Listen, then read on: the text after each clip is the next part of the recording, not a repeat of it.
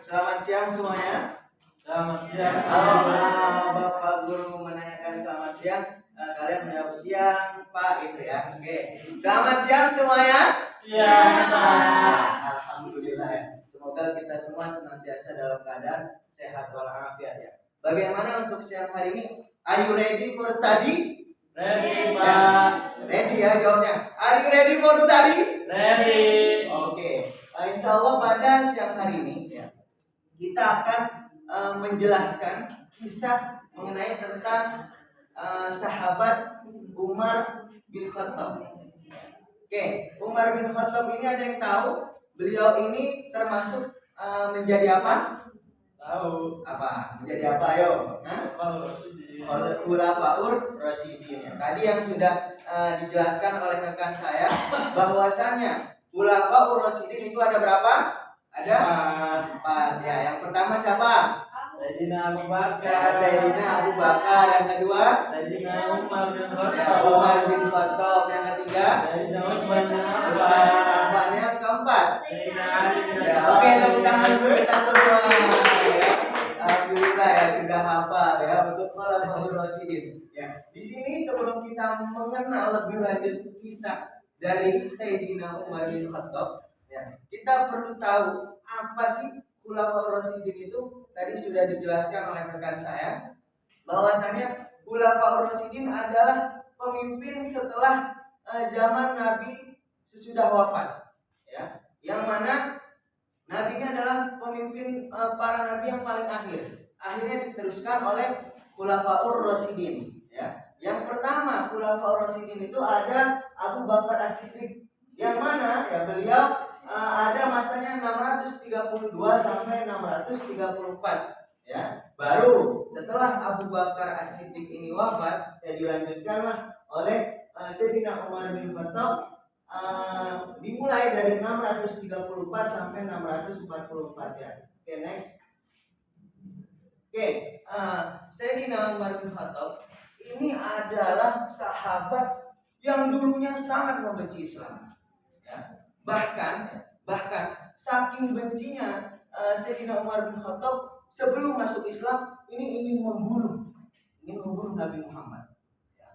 Beliau yang paling sangat, beliau yang paling galak, bahkan beliau yang ingin membunuh Nabi Muhammad dan menghancurkan Islam. Mengapa seperti itu ya? Karena ya, beliau ini adalah pemimpin dulu ya, suku yang sangat membenci Islam. Karena Sayyidina Umar ini menganggap sebelum masuk Islam, beliau itu menganggap Islam mengacaukan, ya, Islam mengganggu para leluhur, ya, para kepercayaan pada saat itu di kota Mekah. Ya. Tapi ya, alhamdulillah Sayyidina Umar bin Khattab ini masuk Islam dikarenakan ya adiknya yang membaca Al-Quran. Siapa itu? Sayyidah Fatimah. Ya, membaca Al-Quran ya, yang meluluhkan hati Umar bin Khattab. Ya, yang mana pada saat itu adiknya ini diam-diam sudah masuk Islam.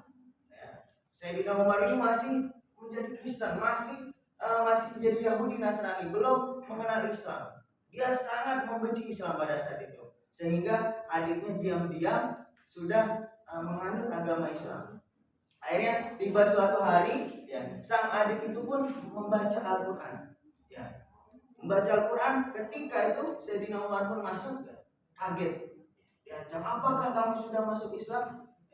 Ternyata setelah dilantunkan ayat Al-Quran, apa ini? Mengapa runtutan itu begitu indah? Seperti penyair-penyair yang lainnya pun kalah. Akhirnya penasaran, masuklah Sayyidina Umar bin Khattab ke dalam Islam. Oke, next. Oke, Umar bin Khattab adalah putra Nufai al-Quraisy ya. Nama lengkap beliau adalah Umar bin Khattab bin Nufail bin Abdul Uzza bin Ria bin Mughirah ila akhirih ya. Yang mana Umar bin Khattab ini lahir 14 tahun sesudah kelahiran Nabi. Di masa jahiliyah, ya, Umar bekerja sebagai saudagar yang sangat kaya. Yang mana ia menjadi duta. Apa itu duta? Menjadi pemimpin pada saat sukunya. Ya, Umar dikenal seorang pemberani yang tidak mengenal rasa takut dan gentar. Oke, lanjut. Ya. Akhirnya ketika pada zaman pemberontakan itu banyak yang mengusir Rasulullah, ya, akhirnya Rasulullah pun berdoa. Yang mana Rasulullah berdoa, Allahumma izzal Islam bi ahaba hadainir rajulaini ilaika bi Abi Jahlin au bi Umar bin Khattab. Ya Allah, muliakanlah Islam dengan salah seorang yang lebih engkau cintai dari kedua laki-laki ini. Siapa? Abu Jahal atau Umar bin Khattab. Akan tetapi karena Rasulullah berdoa memohon ini, ya, siapa akhirnya terbukalah pintu Umar bin Khattab, ya, dikabulkan. Yang mana Umar bin Khattab ini masuk ke dalam Islam dan menganggap yang mana dulunya Islam itu dianggap kisruh, ya, dianggap rusuh, dianggap menghancurkan kepercayaan masing-masing. Akan tetapi, ya, setelah bergabung dengan Rasulullah, maka Sayyidina Umar ini adalah menjadi sahabat yang sangat membela Rasulullah SAW. Oke, lanjut. Ya, setelah masuk Islam, Umar berani terang-terangan membela Rasulullah. Jadi ketika dahulu Islam itu berdakwah secara sembunyi-sembunyi, ya, karena belum ada pemberani di dalamnya, ya.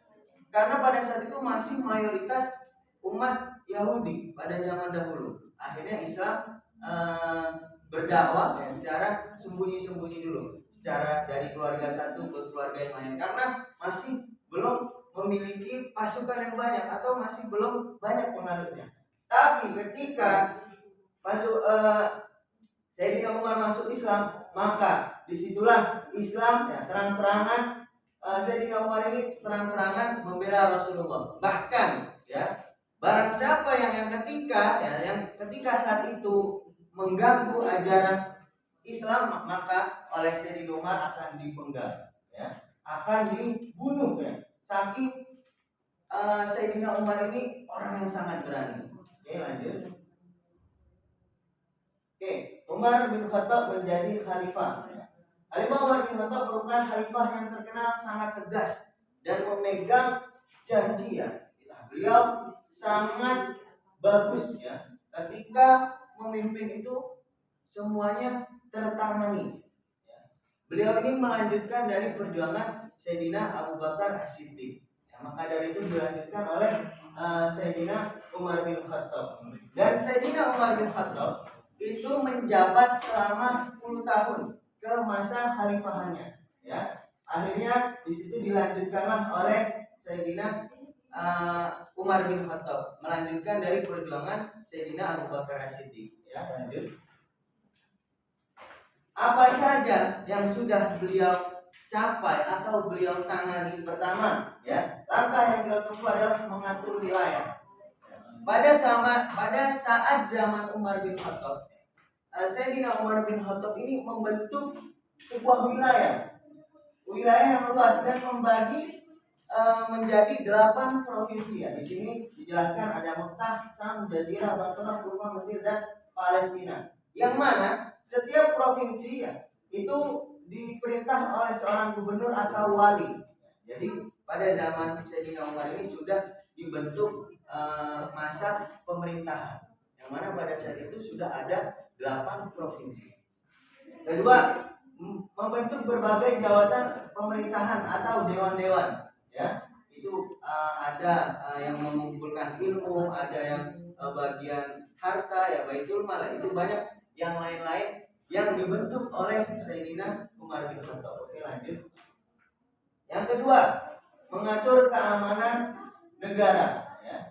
Yang mana pada zaman Sayyidina Umar bin Khattab, Sayyidina Umar bin Khattab ini membentuk strategi keamanan negara, ya, yang mana sangat diperhatikan sekali, ya, sehingga dibentuklah sukarelawan atau cadangan, ya, dibentuklah sebuah militer, ya, tangsi militer yang besar ada di Armenia dan Azerbaijan, ya, membentuk Diwan al-Jum, ya, jawatan militer, atau kalau zaman sekarang ini tentara. Jadi pada zaman Sayyidina Umar bin Khattab dibentuklah tentara untuk mengatur keamanan negara pada saat pemerintahan Umar bin Khattab. Ya, baik, lanjut. Mengatur keuangan negara yang tadi sudah dijelaskan ya. Pada zaman pemerintahan Umar bin Khattab dibentuklah para dewan.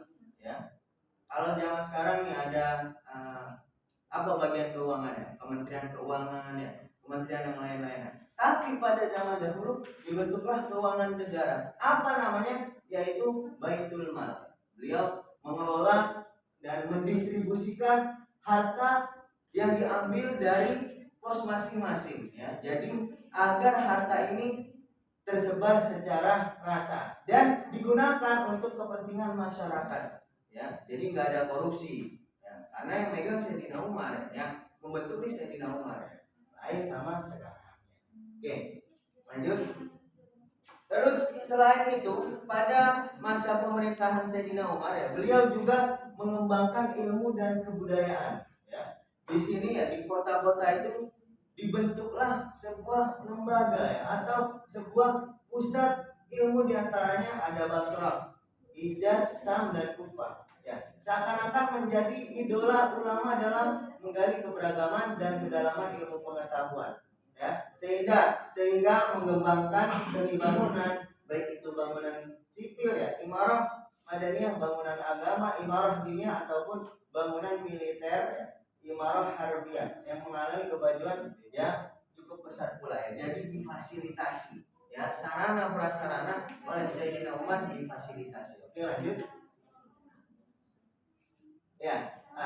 Dan Sayyidina Umar ini ya, beliau ketika menjelang wafat ya, ternyata ya bukan hanya pada saat ini saja. Ketika zaman khalifah itu dikarenakan ibarat kata sebuah presiden atau yang memimpin ya, maka banyak juga tidak disenangi oleh para kaum yang lainnya ya, para sekitarnya, sehingga ya di sini Abu Lu'lu'ah berhasil menyusup masuk ke masjid dan mendekati Khalifah Umar yang akan melaksanakan sholat subuh ya. Beliau kemudian melukai Khalifah Umar. Bahkan ada di sebagian redaksi ya, Sayyidina Umar ini ketika wafat itu ditusuk berkali-kali ya. Ditusuk beliau ketika sholat, ditusuk berkali-kali. Apakah beliau membatalkan sholatnya? Enggak, beliau tetap lanjut menyelesaikan sholat ya. Itu perjuangan beliau sangat besar sekali ya, tidak kalah dengan perjuangan Rasulullah SAW ya.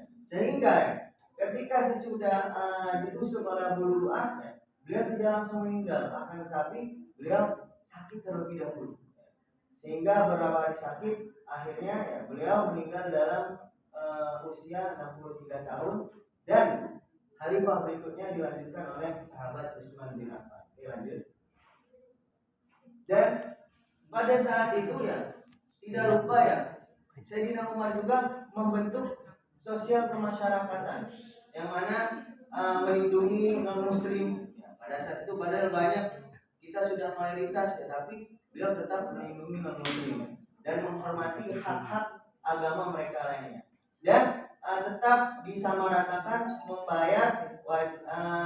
diwajibkan membayar jizyah atau pajak ya. Sehingga beliau membentuk jawatan ya, atau menciptakan tahun hijriah, menciptakan hisbah pengawasan terhadap pasar dan mengontrol timbangan dan mengatur kebersihan jalan dan lingkungan.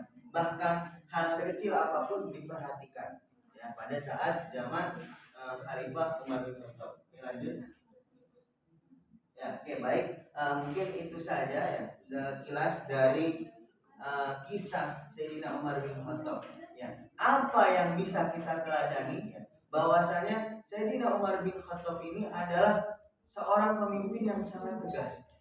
Bahkan ya, tidak ada yang berani. Tapi apa itu digunakan untuk menzalimi? Tidak. Bukan berarti Sayyidina Umar ini pemimpin yang sangat tertinggi beliau menzalimi, tidak. Bahkan beliau gunakan ya, pangkat beliau, jabatan beliau untuk mensejahterakan umat atau masyarakat pada zaman yang dipimpin oleh Sayyidina Umar bin Khattab.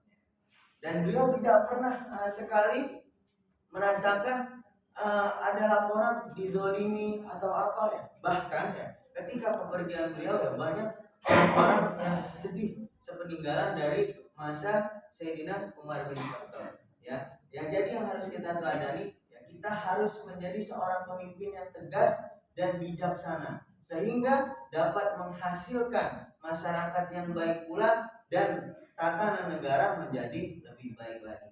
Baik, itu saja penjelasan dari kisah keteladanan Sayyidina Umar bin Khattab. Mungkin dari teman-teman atau Bapak dosen, jika ada ingin pertanyaan ya bisa diajukan ke kami. Kurang lebihnya, wassalamualaikum warahmatullahi wabarakatuh.